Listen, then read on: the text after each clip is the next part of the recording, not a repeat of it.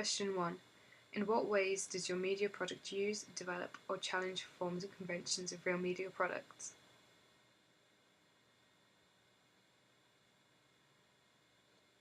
My trailer uses many conventions of the horror genre, but I also challenge some of these conventions, especially within my narrative and representation of my characters. Narrative.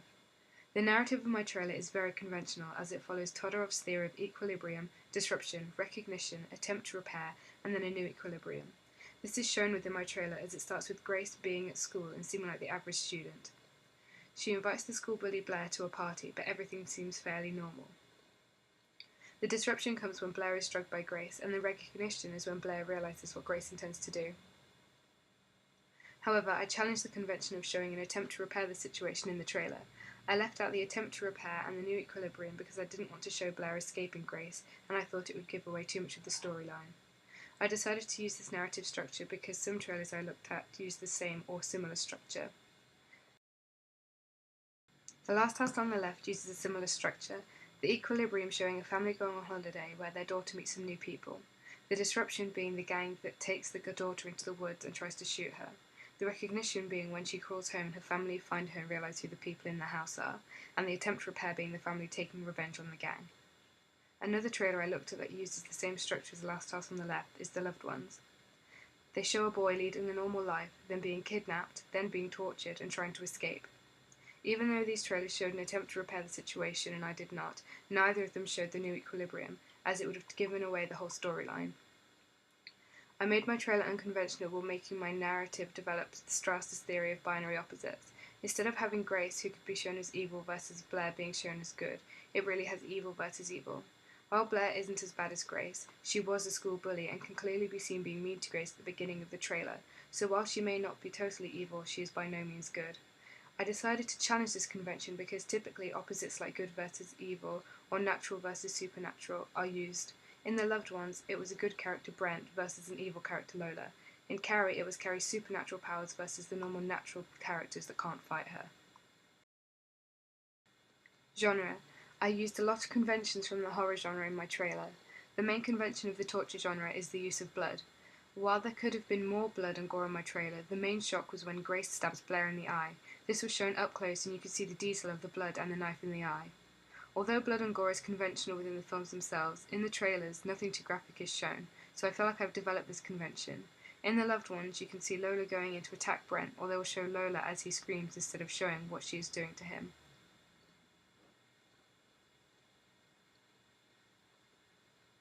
The same is with The Last House on the Left. You will hear gunshots or screaming or reaction shots, but never the action that's causing these reactions. A convention I have used is the use of weapons within my trailers. Within the recognition stage of the narrative, Grace is seen holding an electric knife and a normal knife. Showing these weapons off is conventional within the genre, but as I said before, the weapons are often shown, but they aren't shown actually being used on the person. In The Loved Ones, Lola can be seen holding a drill for a lot of the trailer, and her dad can also be seen holding a hammer. In The Last House on the Left, multiple characters can be seen holding guns. They are only used twice in the trailer, and both times they miss the character they are aiming for. Another convention was the use of a mysterious or misfit character. Grace is shown as being a misfit at the beginning of the trailer, as she has no friends and is bullied. The use of this misfit character we don't know much about creates enigma and makes the audience want to watch the rest of the trailer. This convention can be seen in Carrie, where Carrie is painted as a misfit from the outset of the trailer, but eventually the tables turn and she gets revenge on the people that bullied and teased her, a lot like Grace does to Blair. Lola in The Loved Ones is another misfit character that is ignored by everyone, and eventually kidnaps Brent and tortures him, and no one would expect her to do so because she is so quiet and shy while at school. Institutional conventions. The institutions I use for my trailer are very conventional for the genre. I used Twisted Pictures and Lionsgate for my institutions. I chose Twisted Pictures because they have produced many horror films, and the majority of those films are torture films, such as The Loved Ones and Saw. I also used Lionsgate because they were in a production deal with Twisted Pictures after the Saw series became popular. These two institutions are often paired together. My bidding block is also very conventional, as it is in the traditional format and in basic black and white. This is seen in Carrie and The Last House on the Left, and keeps the trailer looking serious and bleak instead of adding colour or an interesting font which could make it seem less serious and more childish. Representation. I challenged the representation of my characters in my trailer. In most horror films, the female characters are weak and get killed first or are targeted by men. In my trailer, Grace targets Blair. Grace is a strong character who is very powerful and in control, and thus challenges the convention of men being very strong and powerful characters, and female characters being weak. I decided to challenge this convention because it was used in The Loved Ones, where the female character is more powerful than the male character. I also challenged the convention that women are sexualized in horror films.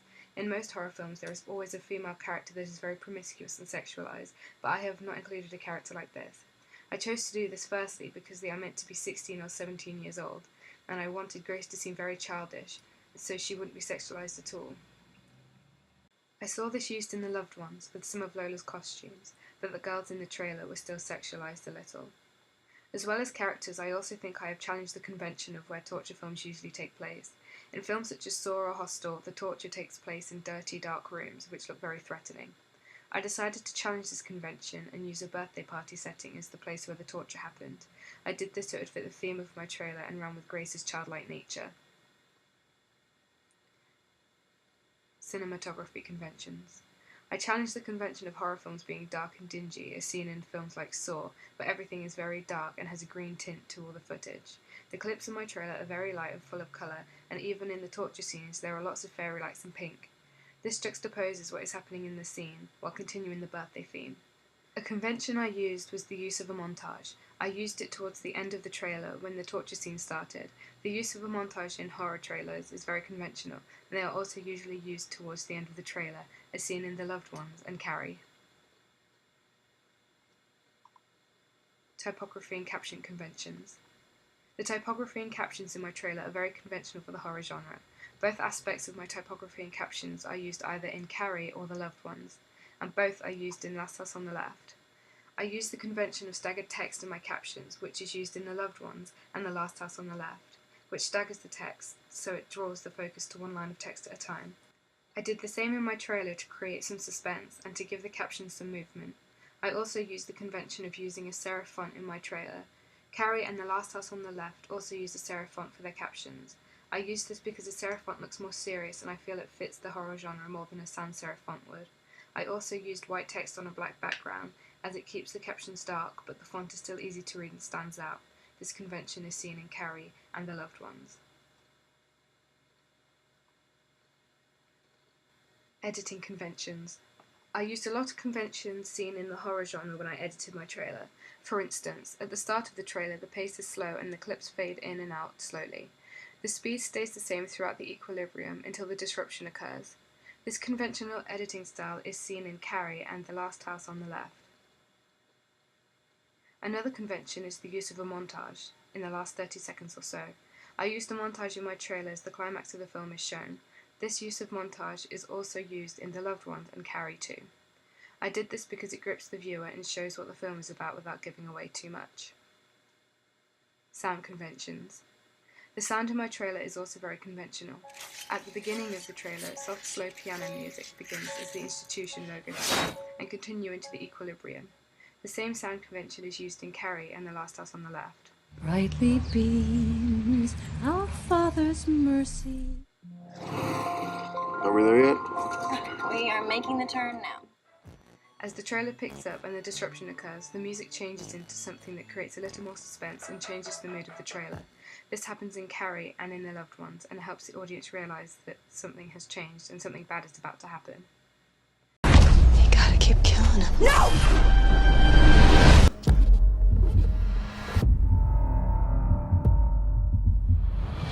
In The Loved Ones and The Last House on the Left, the music changes entirely when the montage stage of the trailer begins, which is the climax of both trailers. Say happy. Happy. Mary! She's been shot. Can you tell us who did this to you? I also did this to signify the main change and bring the montage together without having to worry about the sound of the individual clips.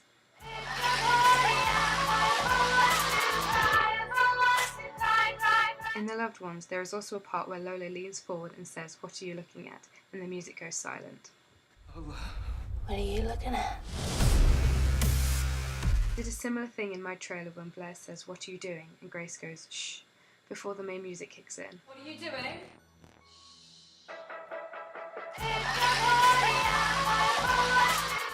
feel this creates more tension, and the audience knows something bad will happen after this silence. At the end of Carrie and the Loved Ones, there is an increase in sound right before the end of the trailer, before it cuts off and the name of the film comes on screen.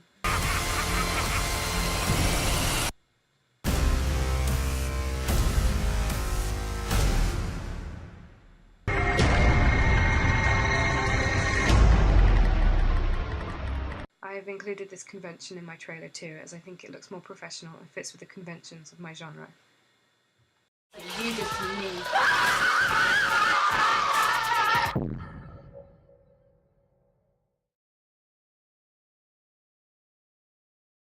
Narrative conventions. A convention that many horror posters use to show a narrative is to feature the main character or characters.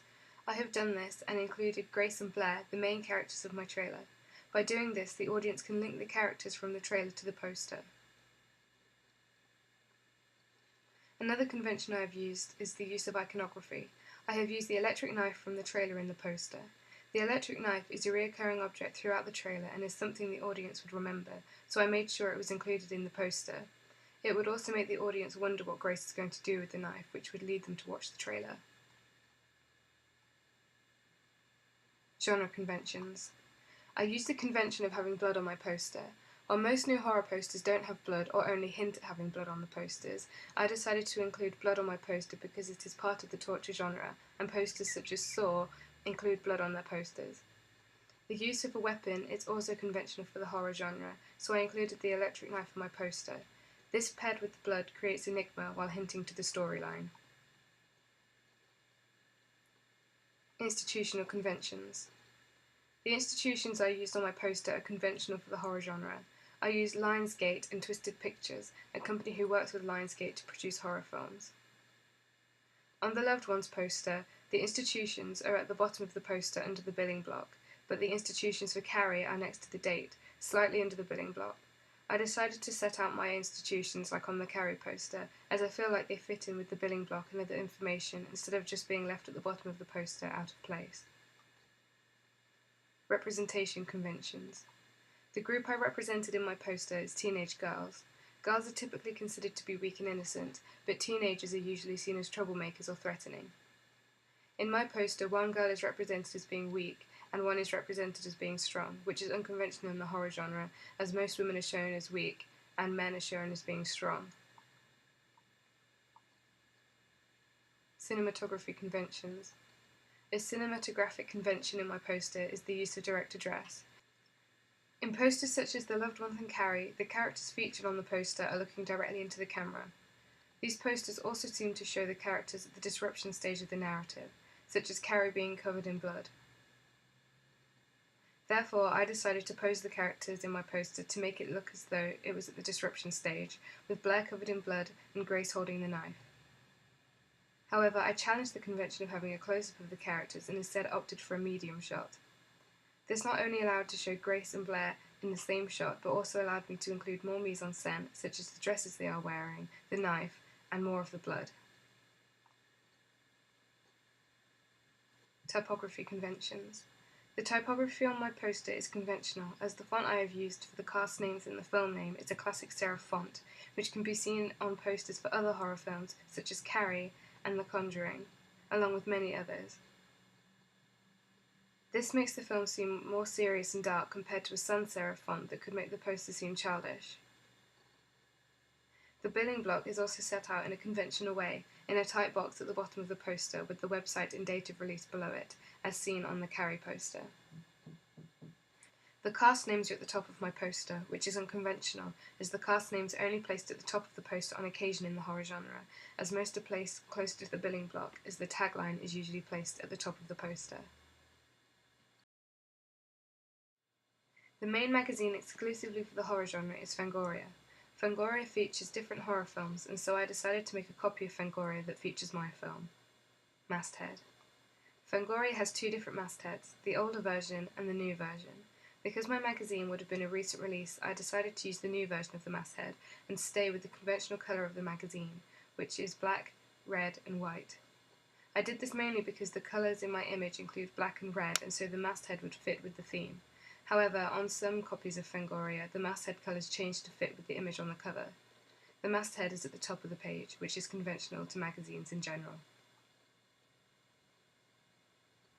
Main cover line.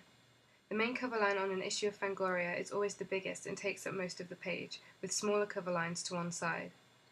I use this convention to make my copy of Fangoria look as close to the original as possible. Fangoria also tends to use the same font from the film's poster on its cover line to link the two together. I used the serif font from my poster on the main cover line on my magazine so that they are linked and don't look out of place. The main cover line is the biggest text on the page and is related to the image. This is a convention that runs throughout most magazines, not just Fangoria. Cover lines. Fangoria puts its other cover lines to one side in little boxes and above the masthead, or at the bottom of the page if the main image is framed in the center. For mine, I put the cover lines to one side under an image that relates to the cover line with a title, such as the title of the film they're promoting, a character, or something else relating to the cover line. These are also a different color to the main cover line, so they are completely unrelated to each other. I also put some smaller cover lines above the masthead to create a skyline of sorts. While having smaller cover lines to one side is conventional to most magazines, having the cover lines in boxes with their own images is unconventional, as most other magazines don't have images with every cover line. Barcodes. The barcode on a copy of Fangoria is located just below the cover lines at the side of the magazine. I placed my barcode here too, and also copied the information on the barcode over onto my copy, including the price. Just below the barcode, I also placed the Fangoria website address, which is always featured here on every copy of Fangoria. Most magazines have a website near the barcode and place the barcode in the corner of the magazine cover. Image. The image I used for the magazine is a two-shot of Grace and Blair. Blair is covered in blood and Grace is covering one of Blair's eyes and holding the electric knife. In most copies of Fangoria, the images look like screenshots from the film, but there are a few copies which feature more posed and stylized images on the front cover. I decided to do this because I could show more in terms of mise-en-scène without giving the plot away. For instance, Grace covering Blair's eye hints that something might happen to her eye, but the audience don't know what, thus leading them to read the article or watch the trailer.